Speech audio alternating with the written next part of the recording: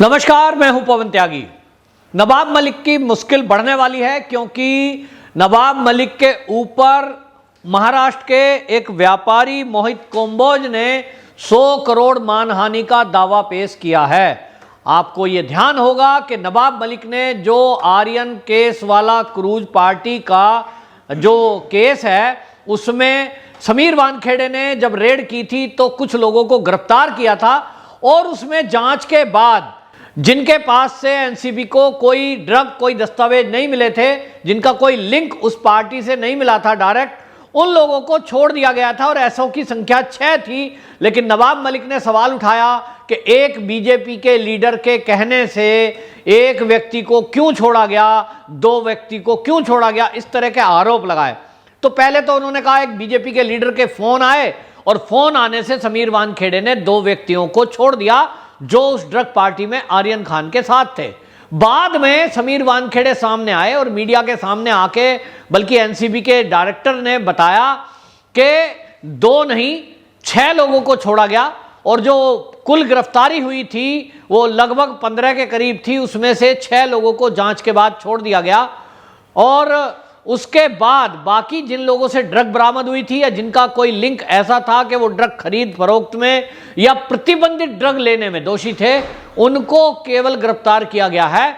तो उसके बाद नवाब मलिक रुके नहीं और नवाब मलिक ने बीजेपी के लीडर के नाम पर जो नाम खोला वो खोला उन्होंने मोहित कंबोज का। नवाब मलिक ने बोला कि मोहित कंबोज जो है वो बीजेपी का लीडर है और उसने समीर वानखेड़े को फोन कराया दिल्ली से और उस फोन के बाद मोहित कंबोज का जो साला है ऋषभ सचदेव, वो ऋषभ सचदेव को समीर वानखेड़े ने छोड़ दिया। ये सीधा सीधा आरोप लगाया। तो इसके बाद मीडिया के जरिए ये सामने आए मोहित कंबोज और मोहित कंबोज ने आकर बताया मीडिया के जरिए कि मैं बीजेपी की सक्रिय राजनीति से पिछले 1.5 साल से दूर हूं। नंबर 1 बात। दूसरी बात, मेरा साला ऋषभ सचदेव है, इससे मैं नकार नहीं रहा हूं, लेकिन मैंने उसको नहीं छुड़वाया, ना मेरे फोन से समीर वानखेड़े ने छोड़ा, ना मैं समीर वानखेड़े को जानता। जांच हुई है, उस जांच में 8 लोगों को गिरफ्तार किया गया यानी जेल भेजा गया, उनके खिलाफ सबूत मिले थे जिसमें आर्यन खान भी था, मुनमुन धमेचा थी, तो अरबाज मर्चेंट था। ऐसे 3 नाम फेमस हुए ज्यादा क्योंकि सेलिब्रिटी थे, बाकी भी लोग थे और इसमें पार्टी ऑर्गेनाइज करने वाले लोग भी थे जो जेल में बंद हैं। लेकिन इसमें जिनकी जांच में एनसीबी को यह पाया कि वो केवल एक ग्राहक के तौर पर 2 दिन के टूर के पार्टी के नाम पर क्रूज पर आए थे, जिनका कोई सीधा लिंक नहीं है, उनको जांच करके छोड़ दिया। नवाब मलिक कह रहे हैं दिल्ली से फोन आया, नवाब मलिक कह रहे हैं बीजेपी ने फोन किया, नवाब मलिक कह रहे हैं कि ये जो है समीर वानखेड़े को फोन करवाया गया और वो फोन करने वाला मोहित कंबोज था जिसने फोन करवाया। तो इस पर मोहित कंबोज ने 100 करोड़ का दावा पेश किया है और उन्होंने कहा नवाब मलिक ने मेरा अपमान किया है इस तरह से कह के और मेरा नाम उजागर किया, मेरा नाम उछाला है ड्रग पार्टी में, जबकि मेरा कोई लिंक नहीं है, तो मेरी मानहानि हुई है और इसलिए इनको जेल जाना पड़ेगा। तो ये एक तरफ हुआ है। दूसरी तरफ आप देखें कि एनसीपी के जो नेता हैं अभी तक समीर वानखेड़े का ऊपर जो आरोप लगा रहे थे जाति को लेकर, फैमिली को लेकर, धर्म को लेकर, लेकिन ये नवाब मलिक बार बार एक आरोप और लगाते हैं और वो कहते हैं कि जो समीर वानखेड़े है इन्होंने ये सारी रेड ये फर्जी की है, ऐसा कोई आदमी था ही नहीं जिसके पास ड्रग थी, ये फर्जी है। एक तो उन्होंने अभी आरोप लगा दिया, उन्होंने कहा कि समीर वानखेड़े ने एक पर्सनल आर्मी बना रखी है लोगों में दहशत फैलाने के लिए। तो एक खुलकर वो ड्रग पार्टी वालों के और ड्रग माफियाओं के साथ में खड़े हो गए। इसी में सुप्रिया सुले जो कि सांसद है और शरद पवार की बेटी है, उन्होंने मीडिया में बयान दे दिया और उन्होंने कहा कि आर्यन खान को 27 दिन तक एनसीबी ने अवैध हिरासत में रखा। क्यों रखा, वो सवाल उठा रही है। तो सुप्रिया सुले सांसद हैं, उनको समझना चाहिए कि ये जो 27 दिन आर्यन खान रहा जेल में बंद, वो समीर वानखेड़े के आदेश पे नहीं रहा। समीर वानखेड़े अफसर हैं लेकिन उनके आदेश पे जेल में बंद नहीं होता कोई व्यक्ति, जांच करते हैं वो। ये आदेश किसका था? न्यायपालिका का, न्यायालय का। और जो सेशन कोर्ट है उससे उनकी रिजेक्ट हुई थी बेल एप्लीकेशन। उसके बाद जो एनडीपीएस की जो कोर्ट थी उस विशेष अदालत ने याचिका रद्द की थी और तब जेल गया था।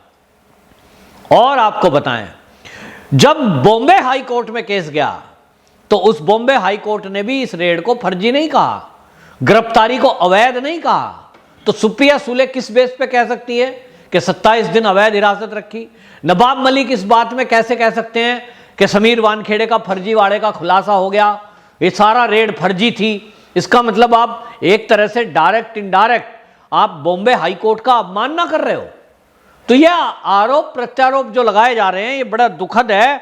वहीं आपको बताएं कि इस बीच एंट्री हुई है अनुसूचित जाति आयोग की, और अनुसूचित जाति जनजाति आयोग में क्योंकि समीर वानखेड़े ने एप्लीकेशन दी, उनको शिकायत की, तो उनके जो उपाध्यक्ष हैं वो हल्दर उनके घर गए और सारे दस्तावेजों की जांच की, और जांच के बाद उन्होंने बाकायदा मीडिया में बात की है।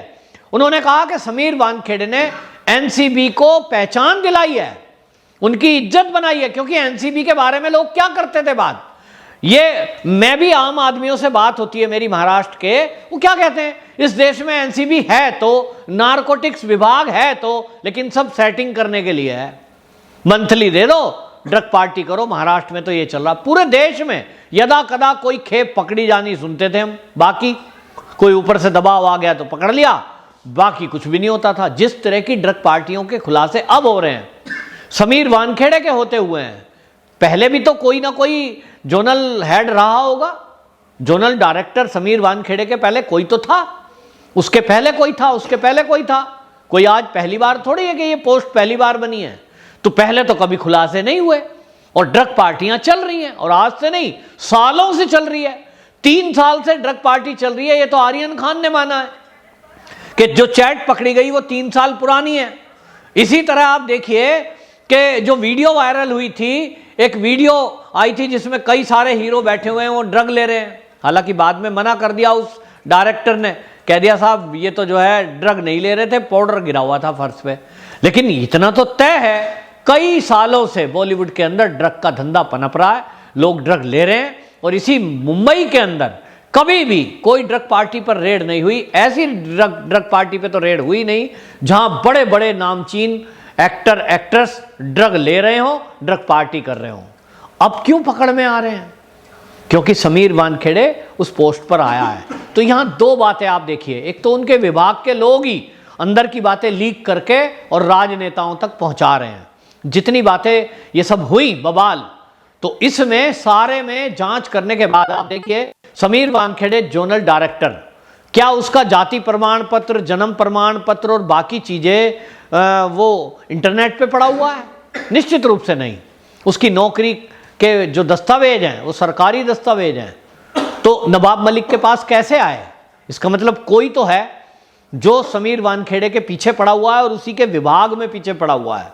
तो निश्चित रूप से हो सकता भाई, मैं जिस ऑफिस में ऑफिसर हूं और कोई एक आकर के बैठ जाए मेरे ऊपर सर पे, मेरा हेड बनके, मुझसे छोटी उम्र का, छोटी कम सर्विस का, दूसरे डिपार्टमेंट से आया हुआ और जाति भी महार, तो कई बार लोगों को कीड़ा काटता है, जाति का कीड़ा काटता है, कई बार अहंकार का कीड़ा काटता है।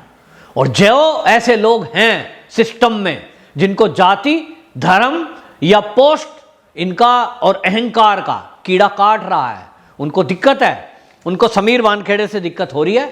और ऐसे लोग समीर वानखेड़े को इस सीट पर देखना नहीं चाहते, तो वो लोग पूरे दस्तावेज अंदर से निकाल रहे हैं, और वो दस्तावेज निकाल करके वो जो है इस सारे मामले का हम ये चाहते हैं कि समीर वानखेड़े को इस पोस्ट से हटा दिया जाए, नौकरी से हटा दिया जाए। अब ये साजिशें ये नवाब मलिक कर रहे हैं, इनको जवाब देना पड़ेगा इसका। अब इसका एक तो ये हो गया कि जो 100 करोड़ का दावा किया है, जिसको वो बीजेपी का नेता बता रहे थे मोहित कंबोज, इसने 100 करोड़ का केस किया है, तो निश्चित रूप से इसमें भी बड़ी धाराएं हैं। अगर ये सिद्ध होता है कि इन्होंने झूठे आरोप लगाए थे तो जेल है। इसी तरह जो SC/ST आयोग है, अब वो जांच करेगा, और नवाब मलिक अगर प्रमाण प्रस्तुत नहीं कर पाए तो नवाब मलिक के लिए ये भी मुसीबतों से भरा नहीं है, जेल हो सकती है। एंड अंत में मैं एक बात और कहना चाहता हूं कि SC/ST एक्ट में एक प्रावधान है, और वो इसलिए कहा गया कि किसी भी अनुसूचित जाति के व्यक्ति को आप जाति सूचक शब्द नहीं इस्तेमाल करेंगे। दलित कहने पे भी अब रोक होने लगी है, अनुसूचित जाति बोलिए। जितने पेपर वर्क हैं सरकारी उसमें ये लिखा जाता है। तब ये एक्ट इसलिए बनाया गया कि नौकरी में या शिक्षा में यदि कोई अनुसूचित जाति का बालक व्यक्ति नौकरी पर जाता है, पढ़ाई करता है, उसके बारे में किसी को ये पता ना लगे कि ये किस जाति का है, उसको हाइड किया जाए। लेकिन नवाब मलिक ने उसको उजागर किया है।